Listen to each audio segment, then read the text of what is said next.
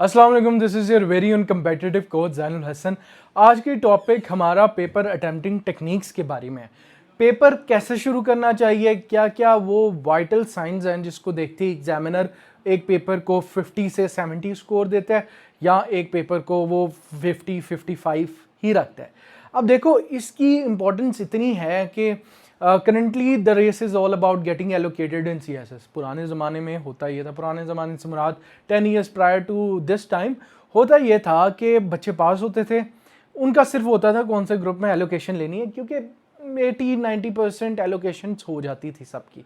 अब इस दौर के अंदर the seats are very scarce, ठीक है। जैसे इस साल आपने देखा 172 या 170 एलोकेशंस हुई हैं खाली, और बाकी सारे जो बच्चे हैं they were non allocated in CSS which is a huge amount considering 300 to 172।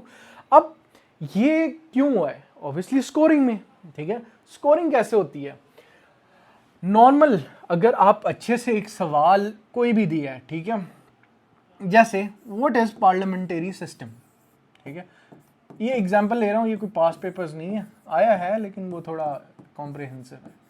What is parliamentary system, ये एक सवाल आया आपके पास, आपने इसका अच्छा रेलेवेंट जवाब दे दिया विद स्टैट्स, विद बहुत ही बेसिक। पार्लियामेंट्री सिस्टम ये होता है, डिफाइन किया, फीचर्स बताए, कंक्लूड किया। अब आपके सवाल को at an average I will give या examiner will give between 10 to 11 marks, ठीक है।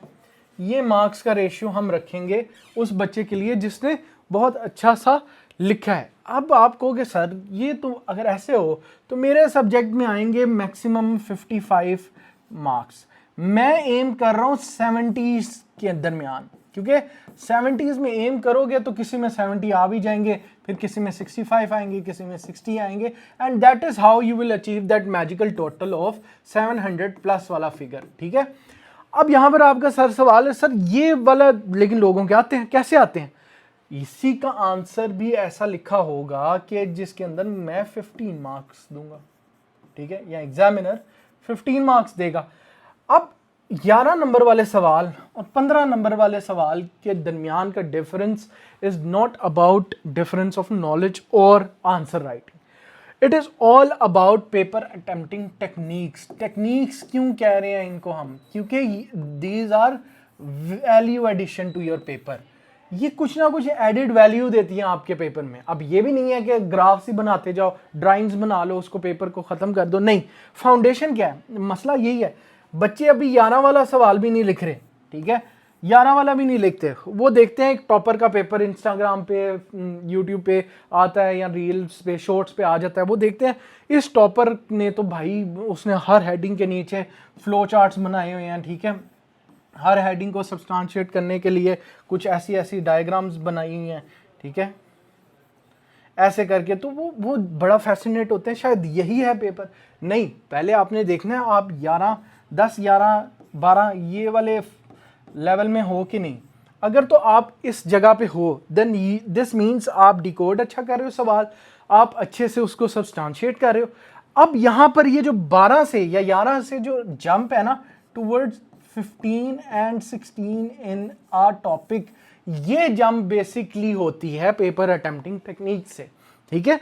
क्योंकि अगर एक बंदा, अगर आप अभी कैलकुलेट करना चाहो आप करो, अगर एक बंदा 50 to 55 वाले मार्जिन में स्कोर करता है हर सब्जेक्ट में, ठीक है, अभी ये एक्सक्लूडिंग एसए है, एसए में आप एवरेज 45 to 50 लगाओ दोनों पेपर्स में, दैट इज राउंड अबाउट 200 में से 95-100 लगते हैं, तो 50-55 मार्क्स लेता है। उसका जो एग्रीगेट बनेगा ना वो कुछ इस तरह वाला बनेगा, 630 to 650 वाला, ठीक है, एग्रीगेट उसका यहाँ बनेगा। अब अगर तो आप सिंध, बलूचिस्तान या फिर थोड़े से कोटा ड्रिवन एरिया से हो, आपको सीट मिल जाएगी, इसमें भी पास भी मिले हैं लोगों को, PSP भी मिला।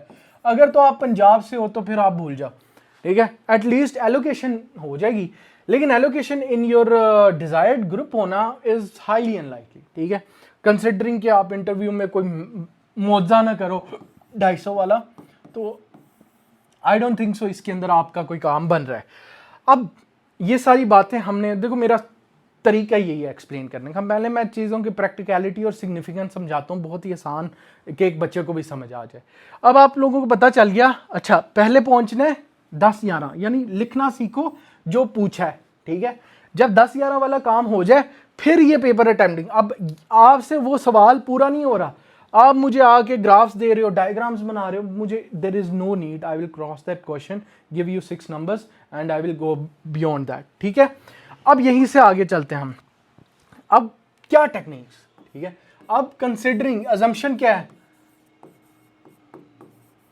अजम्पशंस क्या है, अजम्पशन ये है कि अब आप लोगों का 10 से 11 वाला सवाल तैयार हो गए, you are answering relevantly to the question of examiner, ठीक है। और आप कोई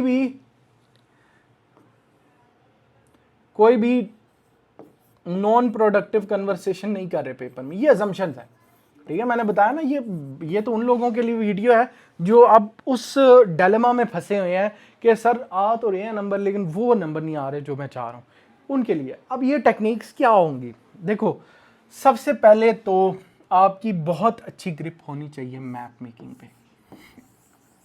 मैं समझता हूँ I scored handsomely in nearly every contemporary subject, ठीक है। जैसे आईआर के अंदर आई स्कोर्ड 143 मेरा स्कोर था पिछले साल, सॉरी 2022 के अंदर, एंड 135 भी था मेरा, ठीक है। अब आईआर के अंदर क्या पूछा जाता है, आज की सूरत हाल। सिमिलरली सीए में 55 था एक बार, 62 एक बार, पाकिस्तान अफेयर 66, मतलब रिलेटिवली ठीक ही स्कोर रहा है। अब मैं इनको, इसमें जितने भी मैंने अटेम्प्ट किया ना, usually they are bounded with maps, ठीक है। अगर आपसे उसने पूछ ही लिया गलती से कि पाक यूएस रिलेशनशिप्स का, और आप पाक यूएस रिलेशनशिप में इंट्रो के बाद मैप बनाते हो, तो it is a very good sign. मेरी जो यूट्यूब पे जाओ, one of my earlier videos, उसमें मैं ऐसे 10 मैप सिखाता हूँ जो हर CSS एस्पिरेंट को आने लाजमी है, जैसे वर्ल्ड वार 1 का, वर्ल्ड वार 2 का, यूरोप का मैप, पाकिस्तान का मैप, पाकिस्तान के नेबर्स का मैप, ठीक है, सब कॉन्टिनेंट का मैप, वो सारे मैंने बनाए हुए हैं। Map making is crucial for those type of questions, ठीक है। अब यहाँ पर मैप मेकिंग टिक कर दो, ठीक है। अभी बाय द वे हम टॉपर्स के मॉक भी देखेंगे, पिछले 4 साल के टॉपर्स के मॉक में इवेलुएट करूंगा साथ आपके, और देखूंगा क्या उन्होंने ये टेक्निक्स आजमाई हैं कि नहीं आजमाई, ठीक है। अच्छा, अब दूसरा हमारे पास यहाँ पर मैप मेकिंग के साथ substantiate with references.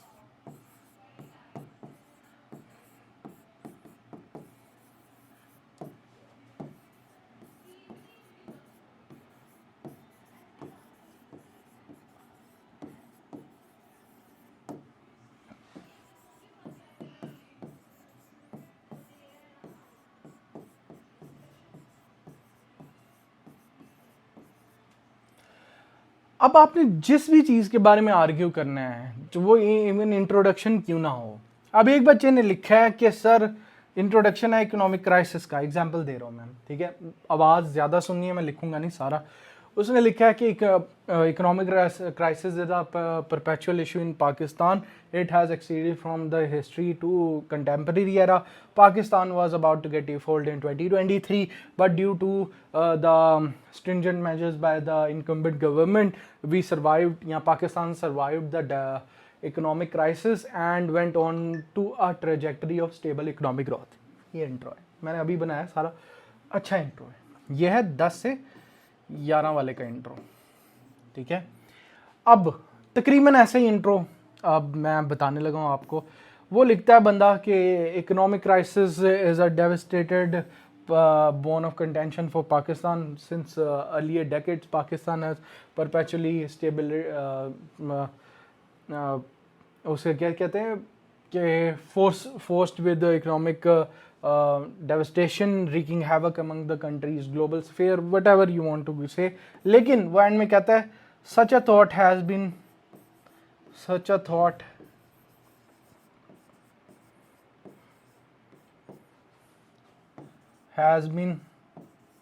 professed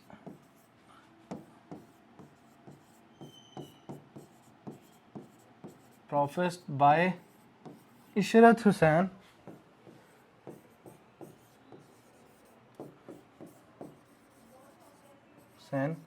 in his book Governing the Ungovernable.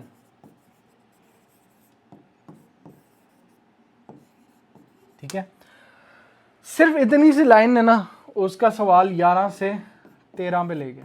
ठीक है, क्या मतलब कि अब उसने अपना जो पूरा इंट्रो है, बातें सेम ही करोगे, इकोनॉमिक क्राइसिस में वही आ जाके ट्रेड डेफिसिट आ जाएगा, सर्कुलर डेट आ जाएगी, आपके पास डेट सर्विसिंग आ जाएगी।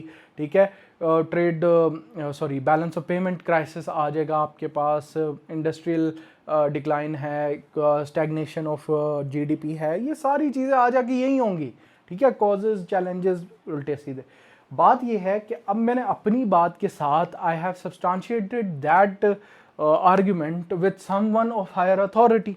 इशरत हुसैन साहब एक बला है अपनी जगह पे, तो जब वो बंदे की मैं बात कर दूंगा ना ऐड अपने इंट्रो में, अपने आर्ग्यूमेंट में, वो लेवल अलग हो जाएगा।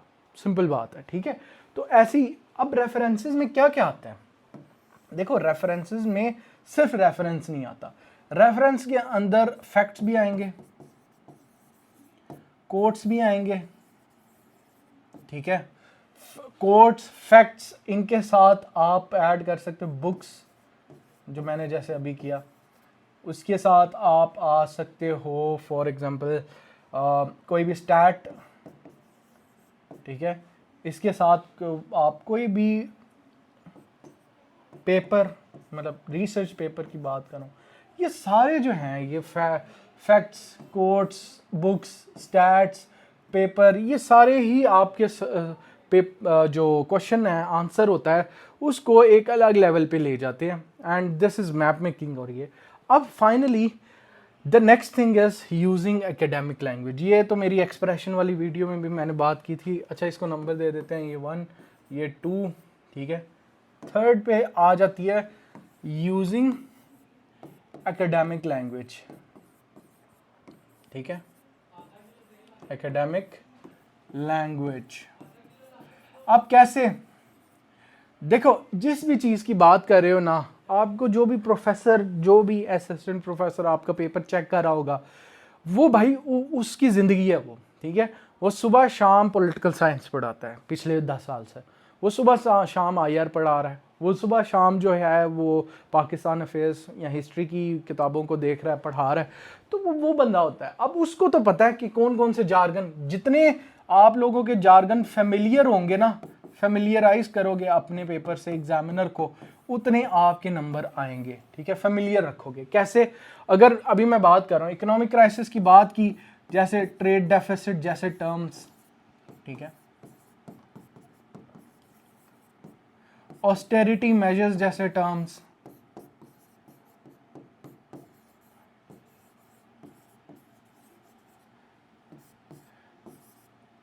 Structural adjustment plan SAPs by IMF. ठीक है, balance of payment crisis, BOP crisis जिसको कहते हैं। ठीक है, सर्कुलर डेट, मतलब ये मैं I can go on and on and on. अगर आपका सवाल के अंदर ये सारे घूम फिर रहे हैं and you have explored this topic through these lexiconal phrases, इसका मतलब है कि आप फेमिलियर करवा रहे हो कि मुझे एकेडमिक सेंस है। सिमिलरली एक और एग्जांपल ले लेते हैं, अगर फॉरेन पॉलिसी पे सवाल कर रहे हो आप लोग, ठीक है, आईआर में भी आता है, पोल साइंस में भी आता है, करंट अफेयर्स, पाक अफेयर्स, ऐसे फॉरेन पॉलिसी एक टॉपिक है और बहुत ही आता है। अब फॉरेन पॉलिसी सवाल कर रहे हो और आपने ऐसे वर्ड्स जैसे बायलेटरल, ठीक है, इंटरनेशनल इंस्टीट्यूशंस, ठीक है, मल्टीलेटरलिज्म, लेटरलिज्म, मल्टीपोलैरिटी, ठीक है, और जैसे जियो स्ट्रैटेजी, जियो इकोनॉमिक्स, थोड़े आगे अगर जाएं तो मोडस ऑपरेंडी, कार्टा ब्लैंक, ठीक है, थोड़े इंटरनेशनल। मोडस ऑपरेंडी का मतलब होता है काम करने का तर्ज अमल, ठीक है, और carta blank full freedom. The USA has provided carte blanche to Israel in order to wreak havoc on Gaza। तो ऐसे करके यूज़ करते हैं। तो ये सारे मतलब बहुत ज़्यादा हो रहा है। I am just pinpointing कि आप करना क्या, जेंडर आ गया तो gender discrimination, subjugation, prejudice, profanity, gender based violence, ये ऑनर किलिंग, ये मतलब ये सारे लेक्सिकॉन आप वो फॉलो करोगे। तो ये जो 3 स्टेप हैं अगर आप ये कर लेते हो, मैप मेकिंग। अब इसमें एक और चीज़ आ जाती है, फोर्थ है, वो इतना एसेंशियल नहीं है, ठीक है, मेरे मुताबिक वो इतना, फोर्थ भी लोग यूज़ करते हैं लेकिन मेरे मुताबिक वो इतना एसेंशियल नहीं है एज़ कम्पेयर टू दीज। वो है ग्राफ्स वगैरह, ग्राफ्स या फ्लो चार्ट्स इनको कह सकते हैं, प्लस फ्लो चार्ट। ये अभी मैं टॉपर्स के पेपर्स दिखाता हूँ, आपको पता चलेगा ये इतना एसेंशियल क्यों नहीं है फ्लो चार्ट। अब होता क्या है कि अब फॉर एग्जांपल आपने 5 चीज़ें एक्सप्लेन करनी है, 5 अपॉर्चुनिटीज़ एक्सप्लेन करनी है फॉरेन पॉलिसी ऑफ पाकिस्तान की। तो बजाय आपने 5 अभी नीचे लिखनी है, तो उसी हेडिंग के नीचे सबसे पहले आप एक फ्लो चार्ट या ग्राफ बना देते हो, जैसे कि फॉर एग्जांपल कुछ इस तरह करके,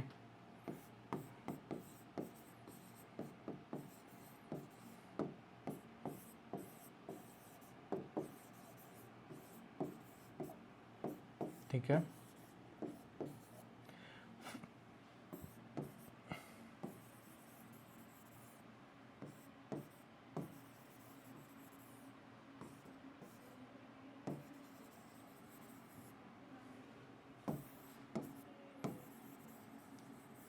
ठीक है, समझ रहे हो आप, ऐसे कोई करके ना एक मतलब नीट सा, ये तो अभी मैंने फ़ौरन बनाया, तो यहाँ पर एक ग्राफ बना दोगे जिसमें ये पहली, ये दूसरी, ये तीसरी, ये चौथी, ठीक है, और भी बहुत सारे होते हैं टाइप्स के। तो ऐसा कोई फ्लो चार्ट आप बना दोगे जिसके अंदर आप बताओगे कि भाई इसके अंदर ये चीज़ें, इसके अंदर। अब ये एसेंशियल इसलिए नहीं है, बाकी सारी चीज़ें जो डिस्कस की हैं मैंने वो कोई ना कोई वैल्यू ऐड करती हैं आपके पेपर में। रेफरेंसेस, ऑथेंटिसिटी और क्रेडिबिलिटी लाते हैं पेपर के अंदर, ठीक है। Map making geographical dimension cover करती है, ठीक है। पीछे जार्गन, एकेडमिक राइटिंग आपकी नॉलेज की डेप्थ बताती है कि कितनी है इस चीज़ के बारे में। ये जो है ये सिर्फ एस्थेटिक सेंस है, ठीक है। अगर कर सकते हो वेल एंड गुड, नहीं कर सकते, मैंने कभी नहीं किया, किसी टॉपर ने नहीं किया। ये जितने पेपर आपको कोई 53rd पोजीशन, 54th पोजीशन इनके दिख रहे होते हैं, तो हाईली ऑप्शनल, ये वाला पार्ट तो हाईली ऑप्शनल है, ज़रूरी नहीं है ये करके अच्छे नंबर आए, ठीक है। ऑप्शनल पेपर सॉरी है, ठीक है। अब ये तो दिखा दिया, अब सर कोई दिखाएं भी तो सही ये चीज़ें की हुई। तो मैंने आप लोगों के लिए कुछ पिछले 2 से 4 साल के टॉपर्स के मॉक्स निकाले, और लास्ट में मेरा भी है, उससे भी आप देख लो, वो भी तकरीबन सेम ही होगा।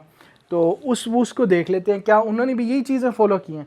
अब 2017 का टॉपर अवैध इरशाद साहब की मैं आपको दिखाता हूँ, पहले उससे शुरू करते हैं, फिर तलहा रफ़ीक 2022 का टॉपर, गोंदल साहब 2023 के टॉपर, ठीक है, एंड फाइनली मेरा। ये 4-5 मॉक्स इवेलुएट करते हैं और देखते हैं क्या उन्होंने किया। अच्छा, पहले तो हम शुरू करेंगे फ्रॉम 2017 टॉपर। गुड, 13 नंबर मिले हुए हैं। अब यहाँ पर एक फैसिनेटिंग चीज़ मैंने बतानी है। जो लोग कहते हैं ना CSS में बहुत खूबसूरत राइटिंग प्रेजेंटेशन चाहिए होते, नहीं, बस लेजिबल होनी चाहिए। लेजिबल से मुराद पढ़ सकें इतनी राइटिंग होनी चाहिए हमारी। एक से कलर चेंज कर, ठीक है, रीडेबल होनी चाहिए, बाकी नहीं। अब ये भी देखो ना, ये पेपर है, इसके अंदर कोई ऐसी एक्स्ट्रा ऑर्डिनरी राइटिंग नहीं, मैप बनाया हुआ है, ठीक है। तो अब आपने गौर करना है, वही जो चीज़ें मैंने शुरू में बताई हैं क्या इसके अंदर इम्प्लीमेंटेड हैं कि नहीं। अच्छा, लेट्स से सवाल थोड़ा सा CPAC टाइप आया हुआ है, तो मैप बना दिया। अब मैप भी बहुत, मैं समझता हूँ ये मैप बहुत ख़राब है, इसमें बहुत अच्छा हो सकता था, ये सिर्फ एक ग्राफिकल रिप्रेजेंटेशन है।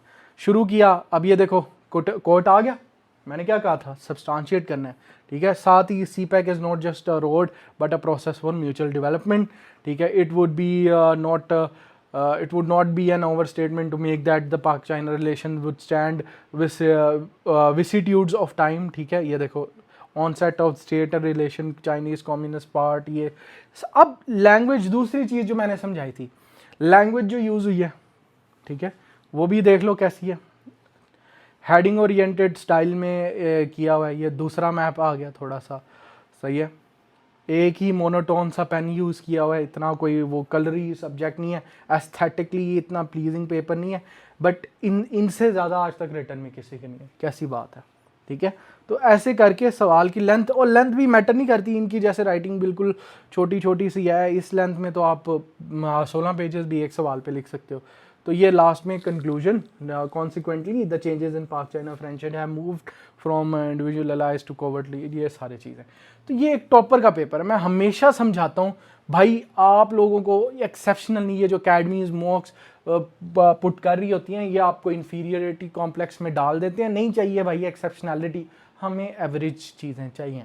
अगर एवरेज को अच्छी तरह आप एग्जीक्यूट कर दो तो आप टॉपर हो, ठीक है, ये टॉपर का मौका है, हम कहीं से नहीं सीखते, हम डायरेक्ट फ्रॉम द सोर्स सीख रहे हैं। अच्छा, इसके अंदर भी तीनों चारों चीज़ें जो मैंने बताई आपने ऑब्जर्व की।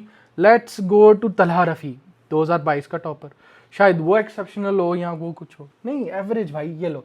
अब again the writing you may observe hair,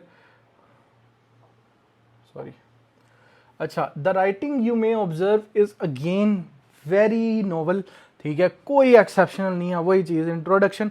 अब वही पहली चीज़ देखनी है आपने कि कोई ग्राफ तो हमें देखनी, इसलिए मैंने कहा वो हाईली ऑप्शनल है, लेकिन लैंग्वेज जो आपकी 27 articles transform the landscape of Pakistan constitution from a semi presidential to federal republic, ये सारी चीज़ें, ठीक है, ऐसे नॉर्मल सी उन्होंने हेडिंग्स बनाई हैं, लेकिन स्ट्रक्चर, ठीक है, और इसमें वो सारी चीज़ें। अब 18th अमेंडमेंट के अंदर मैप की ज़रूरत ही नहीं है, वो अमेंडमेंट है जहाँ पर मैप नहीं बनना वहाँ पर नहीं बनाना आपने मैप, ठीक है, ज़बरदस्ती में इंजेक्ट नहीं करनी चीज़ें आपने।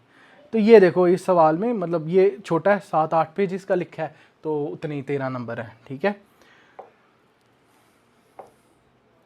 अब मैं similarly if you look at one of my mock, तो मैंने थोड़ा सा प्रेजेंटेशन में वो किया हुआ है, लेकिन बाकी सारा वही है, ठीक है, वही रिमार्क्स दिए, ठीक है, political prosperity has been a far fetch dream for Pakistan, वही जैसे कोटेशन दी, ठीक है, हेडिंग्स करते गए, नॉर्मल सी वो स्ट्रक्चरिंग है, बस मार्कर का यूज़ थोड़ा ज़्यादा किया हुआ है एज़ कम्पेयर टू अदर्स।